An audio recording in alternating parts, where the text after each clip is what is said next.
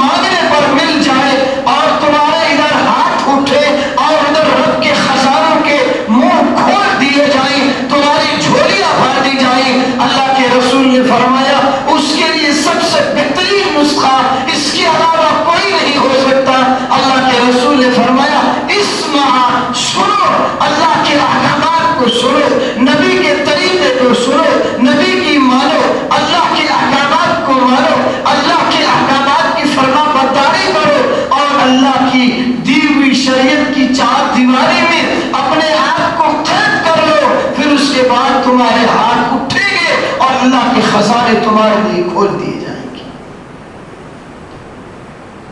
جب تک تم یہ کام نہیں کرو گے، جب تک تم اللہ کے احکامات کی فرما برداری نہیں کرو گے، اللہ کے احکامات کی فرما برداری کا مطلب یہ نہیں ہے کہ صرف 5 وقت کی نماز کی پابندی کر لی، رمضان کے روزے رکھ لیے، عمرہ کر لیا، حج کر لیا، کچھ صدقہ دے دیا، کچھ زکوٰۃ ادا کر دی، بس یہ ہم نے مکمل طور پر دین پر عمل کر لیا۔ نہیں، فرمایا تمہاری زندگی کی صبح اور شامی، تمہاری زندگی کا ہر لمحہ خوشی کا لمحہ یا غمی کا لمحہ ہو، تمہاری پوری زندگی سر کے بالوں سے لے کر پیر کے ناخنوں تک شریعت کے رنگ میں تم رنگ جاؤ گے، پھر اس کے بعد جو اللہ سے مانگو گے اللہ تمہیں عطا کرے گا۔ اس سے پہلے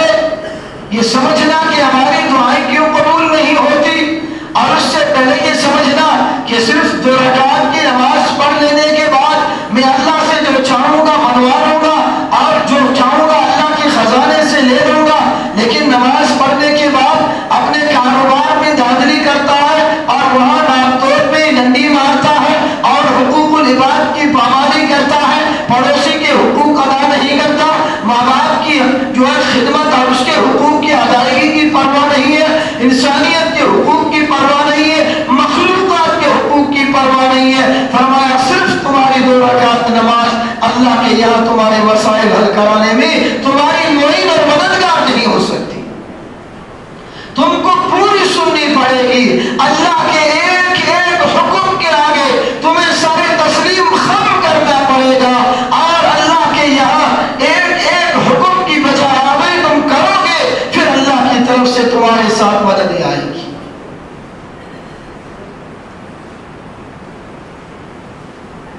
صحابہ کرام کے واقعات اور بزرگوں کے واقعات، فرمایا کہ صرف یہ نہیں، اللہ کے رسول کے اس جملے میں اللہ کے رسول نے یہ فرمایا، کیوں؟ اس لیے کہ اللہ نے دنیا میں انسان کو اپنا نائب اور خلیفہ بنا کر بھیجا ہے، اور فرمایا کہ ان الدنیا خلقت لکم،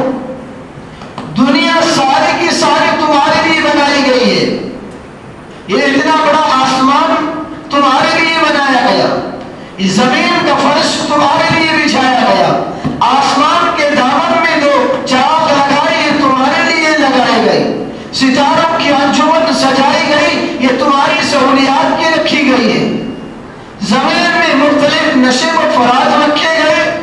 اور آسمان سے بارش کا نظام رکھا گیا، اور زمین سے غلہ اگنے کی صلاحیت دی گئی، اور اس زمین پر بڑے بڑے پہاڑ میخوں کی طرح ٹھوک دیے گئے۔ یہ ساری کی ساری کائنات کا نظام کس کے لیے بنایا؟ فرمایا انسان کے لیے بنایا گیا۔ صرف یہ نہیں بلکہ اس دنیا میں جتنی بھی مخلوقات ہیں، اس زمین اور آسمان کے بیچ میں جتنی مخلوقات رہتی ہے، ان تمام مخلوقات کو بھی اللہ نے انسان کی خدمت کے لیے پیدا کیا، یہ تمہاری خدمت کے لیے بنائی گئی ہے۔ اگر تم حقیقی طور پر اللہ کے فرما بردار بن جاتے ہو اور اللہ کی ماننے والے بن جاتے ہو تو فرمایا کہ دنیا کی ہر مخلوق تمہاری غلام بن جائے گی۔ شیخ سعدی رحمۃ اللہ علیہ نے ایک واقعہ لکھا ہے کہ شیخ سعدی جا رہے تھے اور ایک آدمی کو دیکھا کہ شیر پر سوار ہو کر کے آ رہا ہے، اور جدھر چاہتا ہے ادھر شیر کو موڑتا ہے، اور شیر بیگی بلی کی طرح اس کی اتباع کر رہا ہے اور اس کی تابع داری کر رہا ہے۔ شیخ سعدی اچنبے میں پڑ گئے اور تعجب اور حیرت کی نگاہوں میں دیکھنے لگے کہ یہ کیا ماجرا ہے کہ ایک خونخوار جانور جو انسان کو کھا جانے والا جانور ہے اور وحشی جانور ہے، اللہ کی کیا حکمت اور اللہ کی کیا قدرت کا نظارہ ہے کہ ایک انسان اس پر بیٹھا ہوا ہے اور وہ وحشی جانور اس کی اطاعت کر رہا ہے۔ شیخ سعدی کو تعجب میں دیکھ کر کے اس سوار نے کہا، سعدی تعجب کی بات نہیں ہے، حیرت میں پڑنے نہیں ہے، یہ تو صرف شعر ہے۔ اگر تم اللہ کے ہر حکم کی تابعداری کرو گے تو دنیا کی ہر مخلوق تمہاری غلام بن جائے گی، دنیا کی ہر مخلوق تمہاری غلام بنے گی۔ صحابہ کرام کے واقعات ہمارے سامنے ہیں کہ ان عرب کے بدوؤں نے جب نبی کریم علیہ السلام کے دعوت سے وابستہ ہوتے ہیں اور اللہ کے رسول علیہ السلام کے ہاتھ میں ہاتھ دے کر کے اس بات کا عہد و پیمان کر دیتے ہیں کہ آج کے بعد ہماری زندگی جا سکتی ہے لیکن ہماری زندگی کا کوئی لمحہ شریعت کے خلاف نہیں جا سکتا، اللہ کے حکم کے خلاف نہیں جا سکتا، پھر اللہ نے صحابہ کرام کو وہ دن دکھائے کہ حضرت سعد بن ابی وقاص رضی اللہ تعالی عنہ ایک صحابہ کی جماعت کے ساتھ ایران فتح کرنے کے لیے جا رہی ہیں، بیچ میں دجلہ کا پل جو ہے دجلہ دریا آ جاتا ہے، اس پر جو پل بنے ہوئے تھے، جو پل لگے ہوئے تھے، صحابہ کرام کی فوج کو آتا دیکھ کر کے ان ایرانیوں نے وہ پل توڑ ڈالے اور کشتیوں کو ہٹا ڈالا۔ جب صحابہ کرام کی وہ جماعت اس دریا کے کنارے پر پہنچی ہے تو کیا دیکھتے ہیں کہ سارے پل ٹوٹے ہوئے ہیں۔ اب کس طریقے سے اس دریا کو عبور کیا جائے اور کس طریقے سے اس دریا کو پار کیا جائے؟ حضرت سعد بن ابی وقاص نے ایک نظر اپنے لشکر کی طرف ایک طائرہ نظر ڈالی اور زبان حال سے یہ کہتے ہوئے کہا کہ دشت تو دشت ہے، دریا بھی نہ چھوڑے ہم نے، بحر ظلمات میں دوڑا دیے کھوڑے ہم نے۔ حضرت سعد بن ابی وقاص رضی اللہ تعالیٰ عنہ اپنے گھوڑے کی لگام کو کھینچتے ہی اور بے خوف و خطر اس دریا میں کود جاتے ہیں اور گھوڑا دریا کی لہروں پر جو ہے لہروں پر دوڑ رہا تھا اور پھر پیچھے پورے صحابہ کرام کی جماعت ایک پورا لشکر تھا جو اپنے گھوڑوں کو دریا پر دوڑا رہا تھا۔ تاریخ دانوں نے لکھا ہے کہ گھوڑے دریا پر دوڑ رہے تھے، ایسا لگ رہا تھا جیسے صحراؤں میں دوڑ رہے ہوں، اور فرمایا کہ جب وہ دجلہ کے اس پار پہنچے گی، جب ایرانیوں نے دیکھا تو حیران و ششدر رہ گئے، ان کو سمجھ میں نہیں آ رہا تھا کہ انسان ہو کر کے انہوں نے دریا کیسے پار کر لیا۔ ان کی عقل معاف ہو گئی، انہوں نے کہا کہ یہ انسان نہیں ہو سکتے، انہوں نے کہا دیو می آمدن کہ جن آ رہے ہیں، جن آ رہے ہیں، یہ کوئی انسان نہیں ہے، یہ کوئی جن ہے، لہذا بھاگ جاؤ۔ سارے بھاگ گئے اور صحابہ کرام رضی اللہ تعالیٰ عنہ مجمعین کی اس دریا نے تابعداری کی۔ اسی ضمن میں ایک تاریخ میں بڑا عجیب واقعہ لکھا ہے کہ اسی جو ہے لشکر کے ایک صحابی کا ایک لکڑی کا پیالہ دریا کی موجوں کے حوالے ہو جاتا ہے۔ صحابی جب دریا پار کرتے ہیں تو اپنا کشکول سنبھالا، وہ اپنی مٹی کا اور جو لکڑی کا پیالہ تھا وہ نہیں پایا، تو اس نے دریا کی موجوں کو مخاطب ہو کر کے کہا، اے دریا کی موج، تیرا یہ کام اور یہ تیرا کردار بھی تاریخ کے اوراق میں سبق ہو جائے گا، یہ پیالہ ہے، تیرے کوئی کام نہیں آئے گا، میں اللہ کے رسول کا مجاہد ہوں، میں نبی کریم علیہ السلام کا غلام ہوں، میں تجھ سے التجا کرتا ہوں کہ میرا پیالہ واپس کر دے۔ تاریخ میں آتا ہے کہ پانی کے نہر آتی ہے اور صحابی کا وہ لکڑی کا پیالہ بھی صحابی کے حوالے کر دیتی ہے۔ یہ حدیث کا مطلب اللہ کے رسول نے فرمایا، سنو تمہاری سنی جائے گی، اللہ کی مانو ہر مخلوق تمہاری غلام نظر آئے گی۔ یہی نہیں بلکہ حضرت عمرو بن عاص رضی اللہ تعالیٰ عنہ جو فاتح مصر ہیں، اللہ کے رسول علیہ السلام کے خلیفہ حضرت عمر بن خطاب رضی اللہ تعالیٰ عنہ، کون ہے عمر بن خطاب؟ کیا عجیب انسان، اللہ نے کیا رفاقت عطا فرمائی، لیکن ان کی زمانہ جاہلیت کا عالم حضرت عمر فاروق رضی اللہ تعالیٰ عنہ جنگل کے کنارے پر کھڑے ہیں اور سارا قطار آنسو کی برسات میں رو رہی ہے۔ سارے صحابہ کرام جمع ہو گئے۔ امیر المومنین آج عمر جیسے جری اور بہادر انسان کی آنکھوں میں آنسو اتر آئے ہیں اور سارے قطار رو رہا ہے۔ وہ ہو سکتا ہے کہ اسلامی محاذ پر کسی اسلامی لشکر کو شکست ہو گئی ہوگی، کہیں نہ کہیں اسلامی لشکر جو ہے شکست کھا گیا ہوگا۔ پوچھا گیا امیر المومنین روتے کیوں ہیں، تمہاری رونے کی وجہ کیا ہے؟ فرمایا نہیں اللہ کا فضل ہے، اسلامی مجاہدین فتح کے فتح کرتے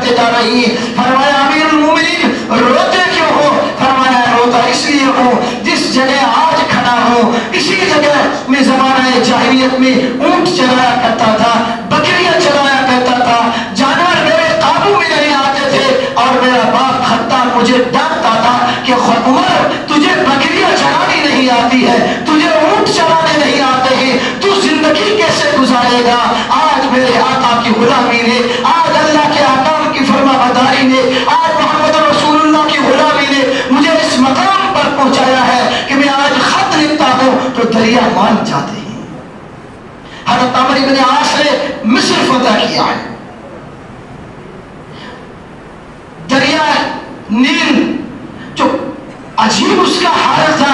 کہ وہاں کی قوم ہر سال ایک نوخیز اور دوشیزہ خوبصورت لڑکی کو سجا سوار کر کے اس دریا کی بھیٹ کرتے تھے، تب وہ دریا شروع ہوتا تھا اور اس کا پانی شروع ہوتا تھا، ورنہ پانی رک جاتا تھا اور لوگوں میں قحط سالی آ جاتی تھی۔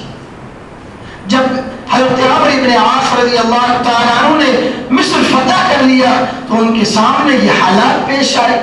تو وہاں کے عوام نے ان کو بتایا کہ ہم اس طریقے کا یہ کام کرتے ہیں تب یہ پانی چلتا ہے۔ اور عمرو بن عاص رضی اللہ تعالیٰ عنہ نے فرمایا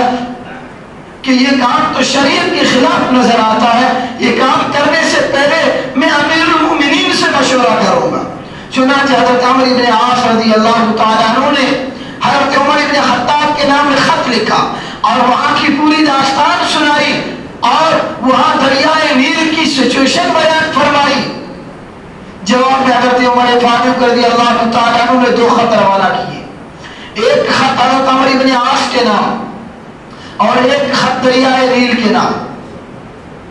خط پہنچ گئے اور ایک خط کو کھول کر کے دیکھا، اس میں لکھا ہوا تھا کہ جو دوسرا خط ہے اس خط کو دریائے نیل میں ڈال دو۔ ساری یہود و نصارہ کی جو قوم تھی مصر میں سارے حیران ہیں کہ ایک خط دریا چلائے گا، یہ کیسے ممکن ہو سکتا ہے؟ چنانچہ سارے عوام کے بھیڑ اکٹھا ہو گئی۔ حضرت عمرو بن عاص رضی اللہ تعالیٰ عنہ حضرت عمر فاروق کا وہ خط لے کر کے جاتے ہیں اور دریائے نیل کے کنارے پر کھڑے ہو کر کے وہ خط دریا میں ڈال دیتے ہیں۔ تاریخ میں لکھا ہے کہ ابھی خط کو دریا کی اور اس دریائے نیل کی جو ہے موجوں میں نہیں پہنچا تھا کہ موجیں ابلنے لگی اور پانی اوپر آنے لگا، اور فرمایا کہ اس نظارے کو دیکھ کر کے ہزاروں غیر مسلموں نے محمد رسول اللہ کا اسلام قبول کر لیا۔ خط لکھا جا رہا ہے، دریا کو پانی اطاعت کر رہا ہے، ہوائیں اطاعت کر رہی ہے حضرت عمر فاروق رضی اللہ تعالیٰ عنہ کی۔ زمین پر دھرا مارتے اور پاؤں مارتے ہی سب ذرا تھم جاتا ہے۔ یہ سارے کے سارے واقعات ہیں نبی کریم علیہ السلام کی اس حدیث کے جملے کو سمجھنے کے لیے کہ اللہ کے رسول نے فرمایا اسمع یسمع لک، سنو تمہاری سنی جائے گی، اللہ کے احکام کی فرما برداری کرو، دنیا کی ساری مخلوق تمہاری غلام بن جائے گی۔ یہی حضرت عمرو بن عاص رضی اللہ تعالیٰ عنہ ایک لشکر کے ساتھ جنگل میں جا رہے ہیں، افریقہ کے ایسے جنگل میں پہنچے ہیں جہاں کوئی انسان جاتا تو زندہ واپس لوٹ کر کے نہیں آتا، وحشی جانوروں کا بڑے بڑے اژدہا، بڑے بڑے شیر اور چنگھاڑ حاجی اور طرح طرح کے موذی جانور رہتے ہیں۔ حضرت عمرو بن عاص رضی اللہ تعالیٰ عنہ نے اپنی فوجیوں کو حکم دیا کہ یہاں خیمہ بنایا جائے، یہاں چھاؤنی بنائی جائے گی۔ چنانچہ حضرت عمرو بن عاص کو کہا گیا کہ یہ درندوں کا جنگل ہے، یہاں درندے رہتے ہیں۔ حضرت عمرو بن عاص رضی اللہ تعالیٰ عنہ جنگل کے کنارے پر کھڑے ہو گئے، ایک ٹیلے پر کھڑے ہو کر کے جنگل کے وحشی جانوروں کو آواز دی، او شیروں، او جنگل میں رہنے والے ہاتھیوں، او بھیڑیوں اور چیتوں، او سانپوں اور اژدہوں، نکل جاؤ، آج اس جنگل میں محمد کے غلاموں کا بسیرا ہوگا، ہم محمد رسول اللہ کے غلام ہیں، ہم تم کو وارننگ دے رہے ہیں کہ شام سے پہلے یہ جنگل خالی کر دو، اس کے بعد جو ملے گا ہم اس کو قتل کر دیں گے۔ اللہ نے اس آواز میں کیا جو ہے سحر کا پیدا کیا، کیا جادو اللہ نے اس آواز میں پیدا کیا۔ اس مجاہد کی آواز جنگل کے ہر درندے تک پہنچی، بلوں میں سانپوں اور اژدہوں تک پہنچی اور شیروں تک پہنچی اور چیتوں تک، اور اسی طریقے سے جو ہے جنگل کے ہاتھی کے کانوں میں بھی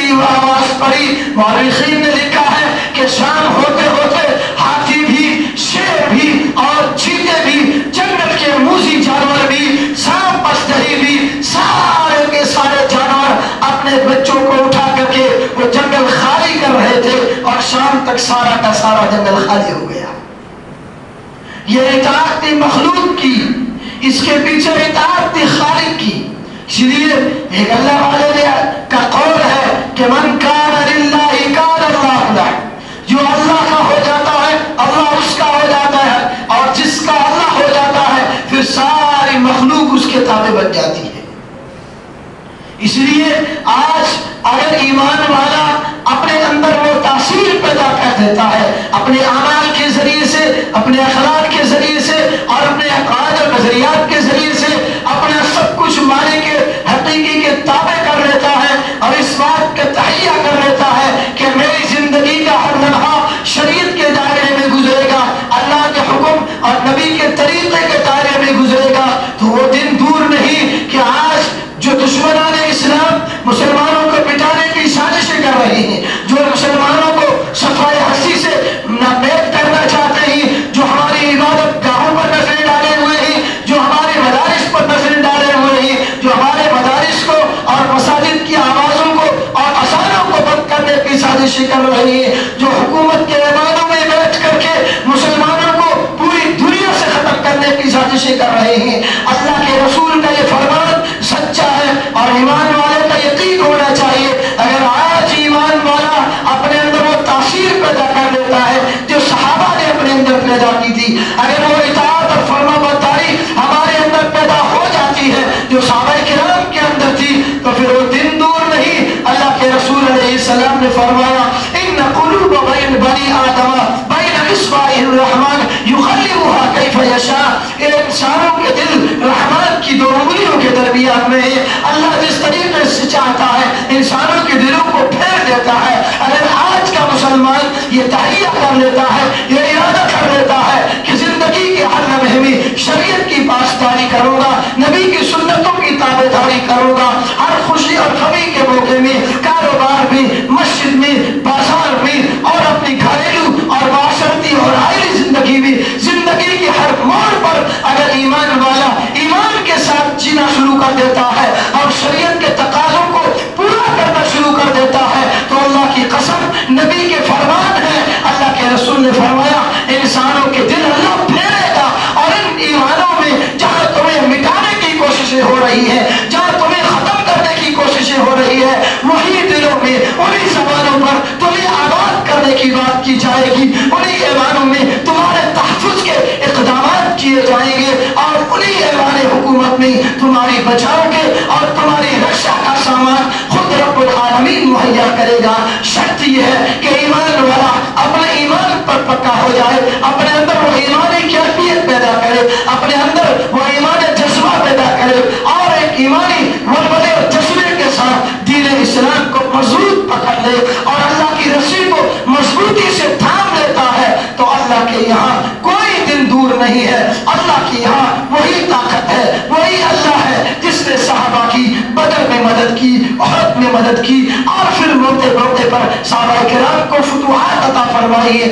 آج بھی اللہ وہی ہے، آج بھی اللہ کی مدد اتر سکتی ہے، لیکن ہمارے اندر کمی ہے. ایمان والا اگر اپنے اندر ایمان پیدا کر لے تو اللہ کے یہاں وہ دن دور نہیں ہے. آج بھی ہو گر ابراہیم سا ایمان پیدا، آج بھی ہو گر ابراہیم سا ایمان پیدا، تو آج کر سکتی ہے اندازہ گلستہ پیدا. اگر ہمارے اندر ایمانی جذبہ پیدا ہو جاتا ہے تو پھر اللہ نار نمرود کو برودت میں بدل سکتا ہے، گلزار بنا سکتا ہے. شرط یہ ہے کہ ہم اپنے اندر تبدیلی پیدا کریں اور اپنے اندر ایمانی حمیت پیدا کریں اور ایمانی جذبے سے شرشار ہو کر کے اس بات کا تہیہ کریں، ارادہ کریں کہ انشاءاللہ ہماری زندگی کی صبح اور شامیں، ہماری زندگی کا اٹھنا اور بیٹھنا، ہماری زندگی کا جو ہے عبادت ہو یا عادت، حقوق اللہ ہو یا حقوق العباد، ہم زندگی میں اور دنیا کے جس رخ میں جائیں گے، جس ڈپارٹمنٹ اور جس شعبے میں جائیں گے، دنیا کے جس خطے میں جائیں گے، دین اسلام اور محمد رسول اللہ صلی اللہ علیہ وسلم کے طریقے کو مضبوطی سے پکڑ لیں گے، ان کو سینے سے لگا کر کے رکھیں گے، تو اللہ کی مدد آج بھی آ سکتی ہے. ان تنصروا اللہ ینصرکم ویثبت اقدامکم. اللہ کی احکامات کے تم فرما برداری کرو گے تو اللہ تمہاری مدد کرے گا. اللہ تعالیٰ ہمیں عمل کی توفیق عطا فرمائے. وآخر دعوانا الحمد